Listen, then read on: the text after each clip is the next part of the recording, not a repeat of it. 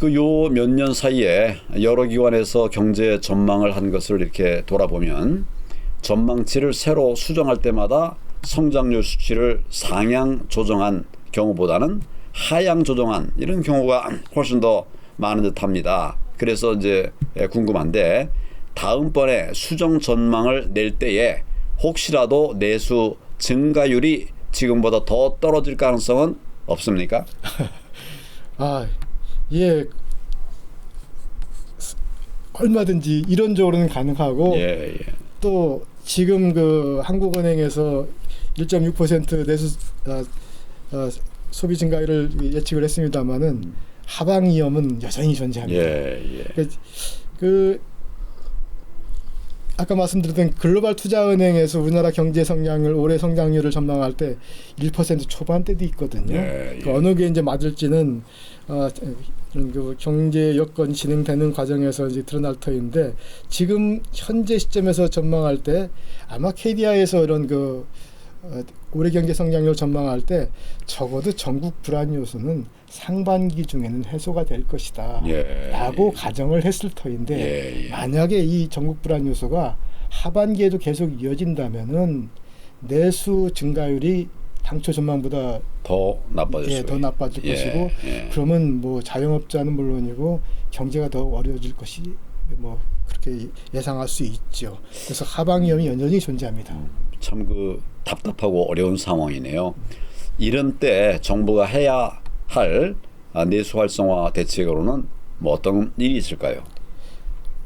그 상당히 어려운 이야기고 제가 이야기하기는 좀 주제 넘습니다만은 대표님께서 말씀하시니까 그냥 몇 가지 말씀드리면 지금 전국이 불안한 이런 상황에서는 여러 가지 불확실성이 있지 않습니까?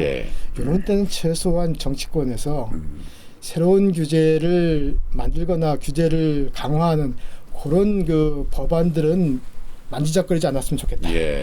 하지 말아야 규제 폐지는 논의하되 여야 합의 없는 규제 신설 강화 이런 것들은 좀 서로 자제하는 그런 선언이라도 해주면은 좀 낫지 않을까 싶고요.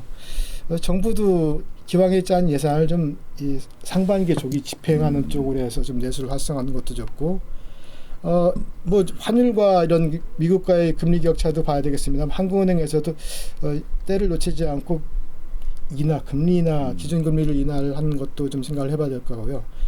한 가지는 우리나라 세금이 너무 높습니다. 최고 한계수율이 너무 높아가지고 이런 그 이 경제 주체들의 경제 심리를 위축시키는데 기업들 같은 경우는 법인세율 최고세율을 좀 낮춰주고 뭐 평균은 뭐 그대로 유지한다 하더라도 증여세율도 좀 50%는 증여세율은 그 한계 그 최고 한계수를 낮춰주고 제가 요즘 뭐 어떤 작업을 하는 과정에서 각 나라의 그 조세 부담 지수를 쭉 계산해봤거든요. 그 G7이라고 가장 이제 그 잘 사는 나라들 미국, 영국, 프랑스 G7보다 우리가 훨씬 그 최고 한계수율이 높고요. 브릭스 뭐 이런 브라질, 러시아, 인디아 큰 나라들 차이나 중국보다 우리가 훨씬 더 높습니다. 이런 그 세 부담 감안할 때 좀 소비 성향이 좀 높은 젊은이들이 좀 돈을 쓸 수 있게끔 미래 증여세율을 한 개 좀 낮아져도 좋겠고 특히 이제 뭐 근로시간 유연화 같은 게 좀 필요할 것 같습니다. 끝으로 하나 더 말씀드리면 내수를 활성화하려면 서비스 산업은 좀 이렇게 국제 거래가 좀 어렵지 않습니까? 서비스 산업을 좀 경쟁력을 강화해야 되는데 대표적으로 좀 우리나라 외국인 관광객이 안 들어와요. 요즘 수치는 뭐 거의 정체된 상태입니다. 1,500만 명 정체된 상태예요. 일본 같은 경우는 지난 코로나 전과 이후가 확 달라가지고 거기는 뭐 세금도 추가로 걷겠다고 할 만큼 많이 그 관광객 들어와가지고 이런 내수를 많이 키우고 있는데 한국은 그 효과가 없고 오히려 나가지 않습니까? 뭐 지난 설 때도 하나 추가적으로 이렇게 정부가 공유를 지정해주면 그때 공항이 붐비지. 시장이 붐비지. 시장은 문을 닫고요. 이럴 정도로 이게 참 그래서 우리나라 서비스 산업의 경쟁력, 이런 그 관광 산업의 경쟁력을 높아가지고 내수 산업을 빨리빨리 좀 키울 필요가 있지 않을까 싶습니다. 아주 굉장히 좋은 말씀을 해주셨습니다. 우리가 답답한 이야기만 한 것 같은데 최근에 경제 분야에서 밝은 소식, 좋은 소식, 기쁜 소식은 없을까요? 예, 그렇지 않아도 요즘 하면 대표님께서 늘 균형을 좀 맞추자고 말씀하셔가지고 찾아봤는데 지난 이제 대표님 못 뵐 동안에 며칠 전에 작년 1인당 국민소득, 1인당 국민소득의 잠정 추계치가 나왔는데 우리나라 1인당 국민소득이 일본보다 높고 대만보다 높을 것이다. 그래서 1인당 국민소득이 36,000달러 정도 된다는데 예.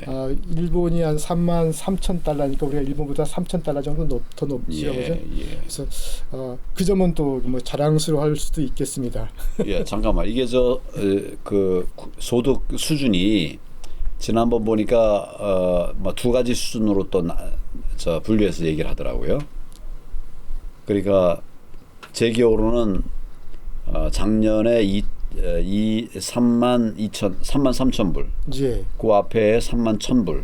그 앞에 35,000불이었는데 지금 이제 36,000이라고 하는 것은 재작년보다 한 500불 정도 더 증가한 겁니다. 제일 나을 때보다 더 올라간 거네요. 예, 그렇습니다. 아주 굉장히 반가운 소식이네요. 예. 예, 오늘 황인학 박사님과 함께 내수 경제 부분과 관련된 이런 이야기를 나누어 봤습니다. 전반적으로는 굉장히 좀 많이 어렵고 어두운 그런 상황이고 하여튼 어쨌거나 GDP는 이제 많이 올라갔으니까 그건 괜찮은데 하여튼 좀 잘 관리를 해야 될 때가 아닌가 이런 생각을 하게 됩니다. 오늘도 귀한 말씀 감사합니다. 네, 감사합니다.